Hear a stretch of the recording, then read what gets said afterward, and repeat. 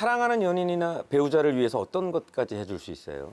예를 들어 고가의 선물을 사준다거나 학비를 대준다거나 우리가 기준은 달라도 사랑하는 사람에게 뭐든지 다 해주고 싶은 게 사람 마음 아니겠습니까? 맞아요. 그래서 옛날에 이상민 씨도 사실 예전에 노래에도 그걸 이야기하셨잖아요. 모든 걸 내가 다 털어주겠다. 뭐처럼 큰맘 먹고 너를 위해 왜 그래? 가진 돈 모두 털어 선물을 샀어요. 그쵸? 그럴 때가 있었어요. 사랑하는 사람을 위해서 진짜 있는 돈 다 털어서 선물을 사줬을 때가 있었죠. 맞아요. 그런데 가끔 그런 감정을 이용하는 못된 사람들이 있습니다. 그래서 제가 이번에는요. 가까운 나라 일본에서 벌어진 아주 기가 막히고 놀라운 이야기를 준비해보았습니다. 2009년 8월 일본 도쿄 근교에 경찰서로 한 건의 신고가 들어왔습니다. 여기 주차장에 세워져 있는 차가 있어요. 계속 꼼짝도 안 하는데. 네, 그렇군요. 저희가 출동해서 확인해 보도록 하겠습니다. 신고를 받은 경찰은 단순히 차량이 방치된 건 줄 알고 대수롭지 않게 생각하고 있었는데 그때 저기요, 근데 차 안에 남자가 있어요. 이 남자 그 자리에 계속 있는 게 아무래도 죽은 것 같아요. 남성은 이제 차의 뒷자리에 몸을 기댄 채 사망을 해 있었고요. 조수석에 저렇게 연탄을 피운 화로가 놓여 있었어요.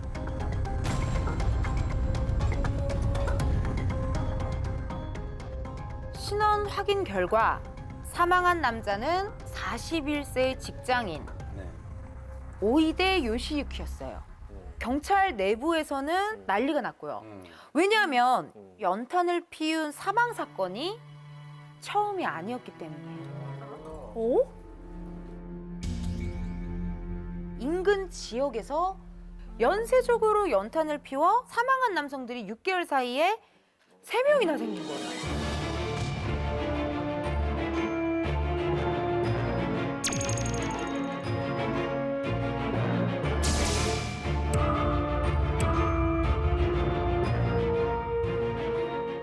그 첫 번째 사망자 테라다 타카오 씨와 두 번째 사망자 안도 겐조 씨는 자택에서 사망했어요. 서너 달 간격으로 일이 생기니 경찰은 살인 사건으로 보고 바로 조사에 들어간 거죠. 그런데 세 분에게는 딱 한 가지의 공통점이 있었어요.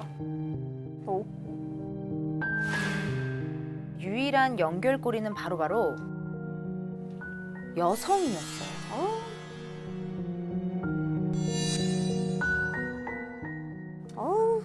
세 분의 계좌를 추적한 결과 사망한 직후에 어떤 여자의 계좌로 각각 하나로 2억 원, 2천만 원, 5천만 원 거액이 인출된 사실이 밝혀졌습니다. 그리고 2010년 2월 그녀에게 살인 혐의가 있다고 발표했어요. 그녀는 34살의 키지마 카나에. 키지마 카나에는 바로 남자들의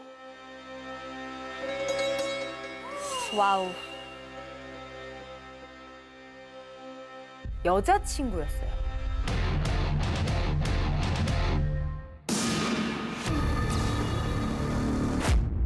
사실 경찰이 바보도 아닌데 사망하신 분들과 그렇게 가까웠던 여자에 대해서 조사를 안 했을 리가 없잖아요. 그렇죠.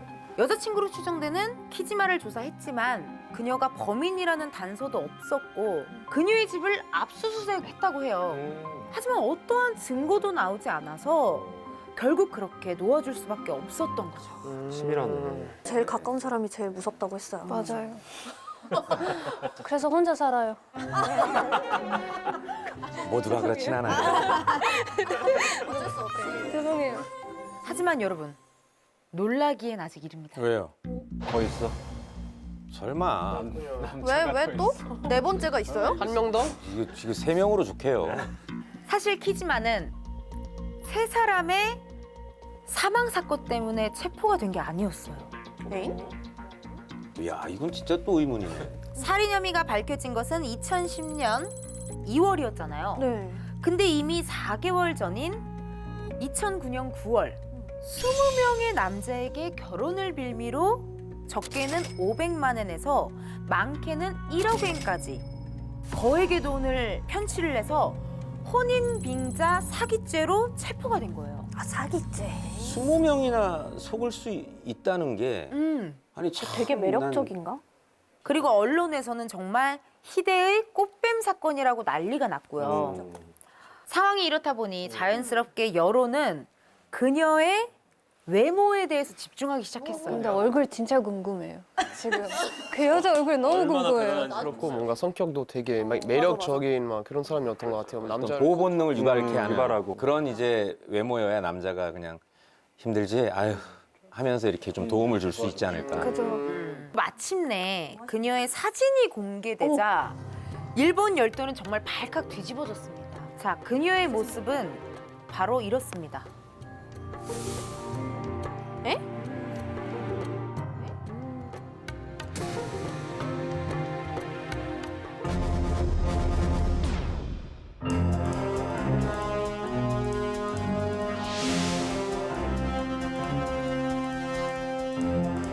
이분이 지금 아, 그러면 만난 적이 없는 3명의 남자를 죽이고 20명의 남자로부터 돈을 뜯어낸 여자라고요? 20여 명의 남자를 유혹해서 거액의 돈을 뜯어냈다고 하면 우리가 아까 생각했던 것처럼 일반적으로는 굉장히 화려한 외모의 여성일 거라고 저희가 생각을 했잖아요. 근데 키지만은 100kg이 넘는 체구에 화려하다기보다는 수수해 보이는 외모를 갖고 있었습니다. 보면 왠지 다른 남자 없을 것 같아. 그래서 이 여자한테만 믿고 그냥 아무리 뭐 그냥 이 나만 여자 바라볼 왠지 것 나만 같은 보는 것 같아서 사랑하고 제가 다 해줄 수 있다고. 비다 씨가 한 얘기에 저도 공감을 많이 하는데 일단은 시작이 온라인이었기 때문에 가능했을 것 같아요. 데이트 어플을 우리가 처음 써보는 사람들은 무조건 이상한 사람을 만나는 거 아니야 경계심을 갖게 되는데 너무 화려하고 예쁜 사람을 만나게 되면은 더 많이 경계하게 되겠죠. 근데 이런 사람이 나오게 됐고 그 사이 유대감이 많이 쌓여 있다 보면은 경계심도 당연히 이제 무너질 수밖에 없을 것 같고. 그러니까 보통 그런 사이트에 자신의 사진과 소개글을 써서 프로필을 딱 등록을 해놓고 또 관심을 갖는 사람과 연락을 막 하기 시작하잖아요. 네. 열심히 운영했던 자신의 블로그에서 그 단서를 찾을 수 있었습니다. 블로그도 운영하셨구나.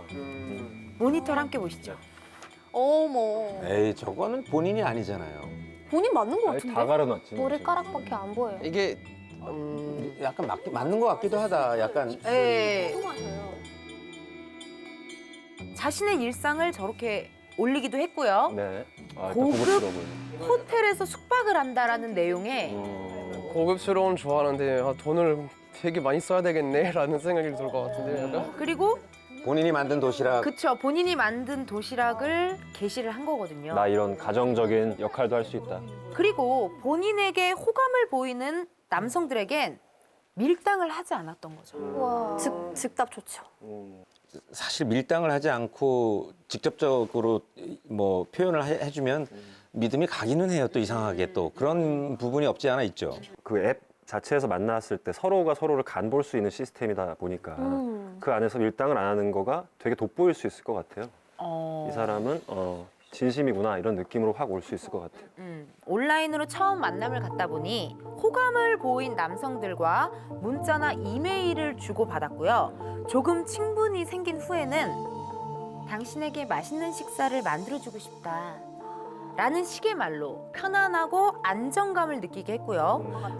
그렇게 조금씩 관계가 깊어지면 굉장히 농염한 이야기도 서슴없이 던져서 남성들을 유혹했죠. 오일 마사지를 해주고 싶어요. 같이 욕조에 들어가고 싶어요. 너무 찐웃음 끊으신 거 아니세요? 아니, 뭐 좋다 이거예요. 그래서 호감이 생길지언정 온라인상의 접촉으로만 눈에 뭐가 씌울 수가 있냐라는 거죠. 이게 보통 채팅으로 온 글은 저희가 마음의 소리로 읽어버리잖아요. 아, 맞아. 그냥 대충 그냥 쓴 것도 이미 좋아하는 사람이 보내준 메시지면 뭐해 이것도 그냥 뭐해? 이게 아니라 뭐해? 그렇게 인식이 되는 것 같더라고요. 좋아하는 사람은. 이모티콘까지도 쓸 수 있고 이제 문자로 그치, 보냈을 그치. 때 그러다가 남성과 더욱 깊어져서 성적인 관계까지 맺게 된 후에는 바로 당신의 아이를 갖고 싶어요. 난리 났네. 이런 말을 했다고 해요. 이분들의 이분들이 입장에서는 나이가 그렇죠. 결혼과 아이가 절실하게 필요한 걸 이용한 거죠. 그러니까 남자가 상상한다면 그림 같은 가정을 충분히 만들 수 있는 능력을 SNS에서 확인한 거야. 그렇죠. 로맨틱하게 샴페인도 한잔 할 수 있고, 그리고 도시락도 아침에 회사 갈 때 이렇게 이쁘게 좀 잘 싸서 해줄 수 있고, 나중에 아이들한테도 도시락도 이쁘게 만들어줄 수 맞아요, 있게 맞아요. 자기의 삶을 생각한 거지 그 사람 여자 한 명만 보지는 않았던 거야. 그 나 아이 갖고 싶어가 제가 볼 때는 이 사람한테는 필터링이었던 것 같아요. 거기에서 부담 느끼는 사람은 잘라내고 얘는 어차피 나한테 돈 안 줄 수 있을 거야. 근데 거기서 오케이, 예스, 좋아 했던 사람들은 너는 이제 나한테 돈을 줄 수 있는 사람이야. 왜냐하면 나는 아이를 갖고 싶어. 너랑 그때부터 결혼을 생각하게 되는 거잖아요. 그렇죠. 그 관계가 한 단계 이제 더 깊어질 수밖에 없고 금전 관계에 대해서도 조금 더 프리해질 수 있기 때문에 그건 이제 필터링이었을 것 같아요. 그래서 키즈만은 지금 어떻게 된 거예요? 최고재판소는 2017년 4월 세 분의 남성에 대한 살인 사건을 인정해 최종적으로 사형을 판결했어요. 사형 선고 받아야지. 몇 명을 죽였는데. 이거 형이 집행됐습니까? 아니요, 아직 형이 집행되지 않고 교도소에 수감 중이에요. 오. 그런데 그녀의 이야기는 여기서 끝이 아닙니다. 또 남자? 제발 그만해. 또 남자. 또 누구야? 또 다른 남자? 바로 키즈마가 옥중에서 3번이나 결혼을 했다는 거예요. 예? 결혼이요? 결혼. 첫 번째 결혼 상대는 그녀를 후원하던 60대 남성이었대요. 아 또 후원이야 뭐. 그런데 첫 번째 남편이 음주운전 사고로 입원하자 이혼을 하고 100일 후에 원래 알고 지내던 남자와 두 번째 결혼을 했대요. 그리고 시간이 흐른 후 이혼을 하고 세 번째 결혼을 했는데 세 번째 남편은 그녀를 취재하던 주간지의 편집 데스크였어요. 진짜 말 잘하나 보다. 그러니까 이 사람은 나밖에 없어. 죽음을 앞두고 있는 어떻게 보면 너무너무 불쌍한 사람이기 때문에 내가 이 사람 마지막 인생을 좀 구원해주고 싶다. 그걸 하면서 나 스스로 뭔가 특별해지는 것 같다. 이런 느낌을 가질 수 있는 거죠. 그녀의 관종 행각은 또 있습니다. 와. 아직도 안 끝났어요? 이 여자는 한 해분으로 가야 될 것 같은데요. 그러게요. 자, 이 사람 얘기만 계속해도 네. 2014년에 자신의 이야기를 담은 자전적인 소설 예찬을 발표하기도 했고요. 소설을 읽어보면 그녀의 평소 어떤 생각을 하는지 대략적으로 짐작이 됩니다. 나는 남성에 의해 숨결을 부여받고 사고를 가지게 된다. 내가 한 것은 배금주의도 승인 욕구도 자해 행위도 아니다. 여자끼리의 교제에 얽매여 남성을 소중히 하는 것을 잊어버리고 있지 않은가. 오, 되게 어렵네요. 그냥 제가 볼 때는 그럴듯해 보이는 관념적인 문구로 되게 있어 보이게 뭘 쓴 거예요. 자신의 행동을 그냥 합리화하고 의미를 부여하고 뭐 이러면서 좀 멋있어 보이려고 한 거지 아무 의미가 없죠. 제가 보기에는 형이 집행될 때까지 뭔가 그녀와 관련된 뉴스는 계속해서 나올 것 같아요. 그러네요. 네. 야, 이 사람의 관계와 마음이라는 것은 한마디로 정의를 할 수가 없다는 생각이 듭니다. 지금까지 일본 장미전쟁, 일본 꽃중년 연쇄 살인 사건의 진실이었습니다.